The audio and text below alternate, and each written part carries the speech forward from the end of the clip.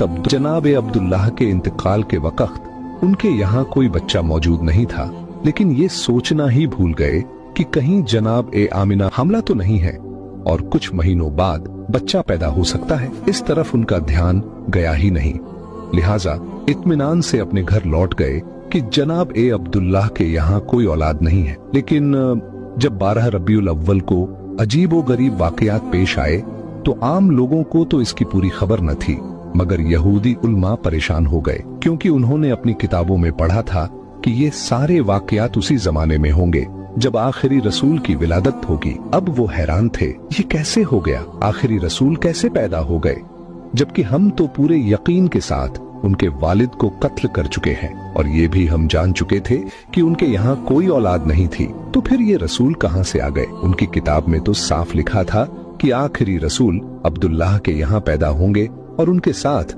अजीबो गरीब निशानियां वाक़े होंगी।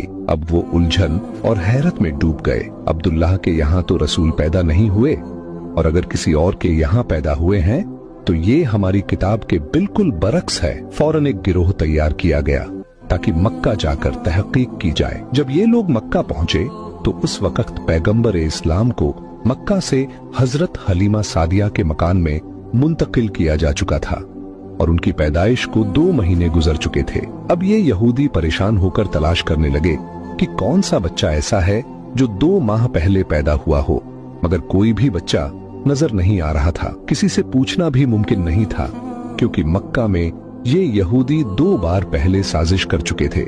एक बार जनाब अब्दुल्लाह पर हमला और उसके बाद जनाब आमिना के बारे में तहकीक। इसलिए अब मक्का वाले होशियार हो चुके थे, खास तौर पर बनु हाशिम का खानदान, जो इन पर सख्त नजर रखे हुए था। यहूदियों का कोई गिरोह किसी से खुलकर सवाल नहीं कर सकता था, बस एक एक घर पर नजर रखते, मगर कोई 2 महीने का बच्चा कहीं नजर नहीं आता। नाकाम होकर वापस लौट जाते, फिर कभी आते कभी जाते और बार बार तहकीक करते, मगर हर बार नाकाम रहते, क्योंकि उस वक्त पैगंबर इस्लाम मक्का से बाहर थे। फिर जब नबी करीम 6 साल की उम्र में मक्का वापस आए, उस वक्त यहूदियों का एक गिरोह मक्का में मौजूद था। जब नबी करीम की उम्र 7 साल हुई तो एक दिन उसी गिरोह की नजर आप पर पड़ गई। जैसे ही उनकी नजर इस मासूम बच्चे पर पड़ी, वो हैरत से दंग रह गए।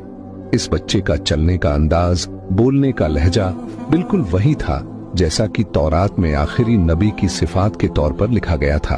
और सबसे हैरत अंगेज बात ये थी कि इस बच्चे के सर पर हमेशा एक बादल का टुकड़ा साया फग्न रहता था। यहूदी आलिम ने बातचीत शुरू की